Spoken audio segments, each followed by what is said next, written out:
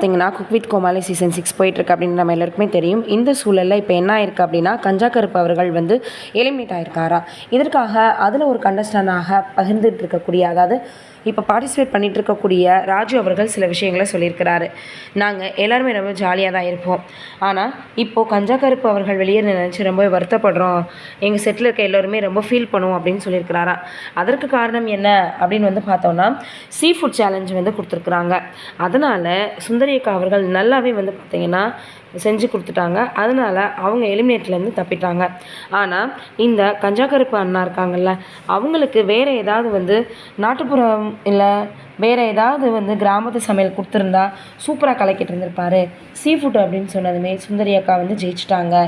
ஆனால் இது இப்படியே முடிஞ்சு போகக்கூடிய விஷயம் கிடையாது. அவருக்கு ஏதாவது காமெடியில் கலக்கக்கூடிய மாதிரியான விஷயம் கூட கிடைக்கலாம். அதன் மூலமாக மறுபடியும் வந்து இவர் குக் வித் கோமாளி நிகழ்ச்சிக்குள்ளே வரலாம்.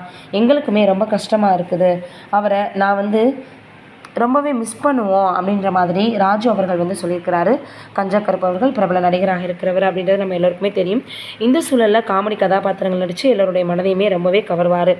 இப்போது இருக்கக்கூடிய சூழ்நிலையில் குக் வித் கோமாளியில் பங்கு பெற்று இப்போ அவர் எலிமினேட் ஆகிருக்கக்கூடிய விஷயம் அவருக்கு மட்டும் இல்லை, வெளியிலேருந்து பார்க்கக்கூடிய ரசிகர்களுக்குமே மிகப்பெரிய அளவில் ஷாக்காக தான் இருந்திருக்கு. ஏன்னா அவங்க எலிமினேட் ஆவாங்க அப்படின்னு யாருமே எதிர்பார்க்கல. இந்த நிலையில் ராஜு அவர்கள் இப்படி சொல்லிக்கக்கூடியதும் சேர்ந்து என்னடா இது இந்த மாதிரி ஆயிடுச்சே அப்படின்னு எல்லோருமே வந்து பார்த்திங்கன்னா கஞ்சா கருப்பு அவர்களுக்கு ஆதரவாகவும் பேசியே வந்துட்டுருக்காங்க. சீக்கிரமே அவர் காமெடி ரோலில் மறுபடியும் குக் வித் கோமாளிக்குள்ளே வருவார் அப்படின்னு தான் எல்லோரும் எதிர்பார்த்துட்ருக்காங்க. என்ன நடக்க போகுது அப்படின்றது தெரியல, பொறுத்திருந்து பார்க்கலாம்.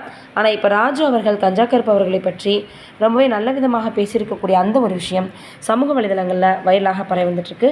நம்மளுடைய சார்பாக அவர் மீண்டும் குக் வித் கோமாளி நிகழ்ச்சிக்குள்ளே வரணும் அப்படின்னு வாழ்த்துக்களை தெரிவிச்சுக்கலாம். நீங்கள் என்ன நினைக்கிறீங்க இதை பற்றி அப்படின்றத மறக்காமல் கீழே இருக்கக்கூடிய கமெண்ட்டில் சொல்லுங்கள்.